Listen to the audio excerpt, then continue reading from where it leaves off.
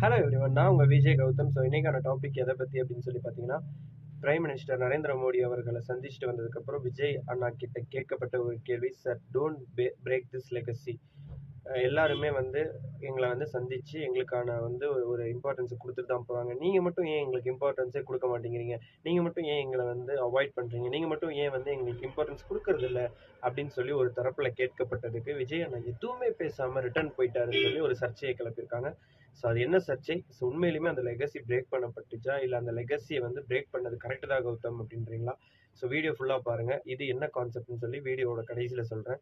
So first of all இருக்கிறதுக்கு எல்லாத்துலேயுமே முன்னாடி விஜய் அண்ணா கட்சி ஆரம்பிச்சதுலேருந்து இப்போ வரைக்கும் கொடுக்கப்படாத ஒரே ஒரு விஷயம் இந்த ப்ரெஸ் மீட். அந்த ப்ரெஸ் மீட் அப்படின்ற ஒரு விஷயத்தை மட்டும் விஜய் அண்ணா இன்னுமே பண்ணலை. அதுக்கு நிறைய பல காரணங்கள் இருக்கலாம். பட் அதில் ஒரு காரணமாக பார்க்கக்கூடியது, what is press, why press meet is necessary. இது ரெண்டு கேள்வி தான் எனக்கு பர்சனலாக வந்துச்சு. ஸோ ப்ரெஸ் மீட் கண்டிப்பாக கொடுக்கணுன்ற கட்டாயம் ஏதாவது இருக்கா? கிடையாது. ஸோ ஏன் ப்ரெஸ் மீட் கொடுக்காம ஆட்சி நடத்த முடியாதா? இல்லை ப்ரெஸ் மீட் கண்டிப்பாக ஒரு ஸ்டேஜ் ஆஃப் இதில் வந்து நம்ம கொடுத்து தான் ஆகணும் அப்படின்ற பட்சத்தில், so first of all Vijay அண்ணா ஏன் ப்ரெஸ் மீட் கொடுக்க மாட்டேங்கிறாரு அப்படின்னு சொல்லி பார்த்தீங்கன்னா, ஒரு இருக்கிறதுலே ரொம்ப ஒரு சென்சிட்டிவான இஷ்யூ த டைவர்ஸ் கேஸ். அந்த டைவர்ஸ் கேஸில் சங்கீதா மேம் அங்கேயே எழுதியிருந்தாங்க, இது வந்து ப்ரெஸ்லையோ இல்லை சோஷியல் மீடியாலையோ ஷேர் பண்ணக்கூடாது அப்படின்னு எழுதியிருந்ததை பிரேக்கிங் நியூஸ் போட்டு சொன்ன நம்மளுடைய சன் டிவியாக இருக்கட்டும், மற்ற இதர சேனலாக இருக்கட்டும், இவங்களுக்கு எல்லாமே வந்து விஜய் அண்ணா அன்னையிலேருந்து இன்னை வரைக்கும் சொல்கிறது, நான் உன்னை சந்தித்து பேச மாட்டேன், ஏதாவது நீ என்ன வேணாலும் என்னை பற்றி பேசிக்கோ, நான் அதை மைண்ட் பண்ண மாட்டேன், பட் நான் வந்து உனக்கு ப்ரெஸ் மீட் தர மாட்டேன் அப்படின்ற ஒரு ஸ்டேட்டை தான் வந்து இப்போதைக்கு விஜய் அண்ணா கடைபிடிக்கிறாரு.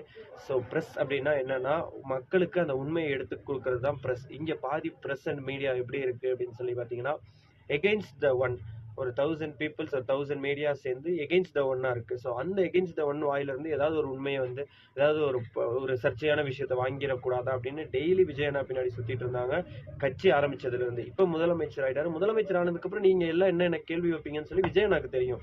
ஸோ ஆஃப்டர் ஆல் இங்கே உட்காந்துட்டு நம்ம பேசுகிற நமக்கே இவ்வளோ தெரியும் போது, அந்த சீட்டில் உட்காந்துட்டு இருக்கிற இத்தனை வருஷமாக 30 வருஷமாக இவ்வளோ பேர் அந்த ப்ரெஸ் மீடியாஸ் எல்லாம் பார்த்து வந்தவருக்கு தெரியாதா? கேமரா மீடியா ஒர்க்ஸ்குள்ளே இருந்தவர் அவருக்கு தெரியாதா நீங்கள் என்னென்ன கொஸ்டின் கேட்க போகிறீங்க அப்படின்னு சொல்லிட்டு? இதே கொஸ்டினை நீங்கள் திரு முத்துவேல் கருணாநிதி ஸ்டாலின் கிட்ட வந்து அந்த பிட்டு பேப்பர் மனப்பாடம் பண்ணி மீடியாவில் கேட்கப்பட்ட கேள்விகளை தாண்டி நீங்கள் நேராக ஒருத்தர் வந்து ஸ்டாலின் கிட்ட தைரியமாக இந்த மாதிரி கொஸ்டின்ஸ்லாம் கேட்டிருந்தீங்கன்னா இன்றைக்கி தமிழ்நாடு இன்னும் பல மடங்கு உயர்ந்திருக்குன்றது தான் இங்கே உட்காந்து பேசிகிட்டு இருக்கிற நம்மளோட கருத்து, பார்த்துட்டு இருக்க மக்களோட கருத்து. But Vijay Anna press meet கண்டிப்பாக கொடுக்க மாட்டாருன்றது தான் நம்ம தகுந்த வட்டாரத்துலேருந்து வந்திருக்கு. ஸோ ப்ரெஸ் பீப்புள்ஸ், நீங்கள் முடிஞ்ச அளவுக்கு வந்து பாதி ப்ரெஸ் பீப்புள்ஸ் ஓகே ஃபைன், நீங்கள் உங்களுடைய கடமையை இன்னும் சிறப்பாக செஞ்சுட்டு இருக்கீங்க.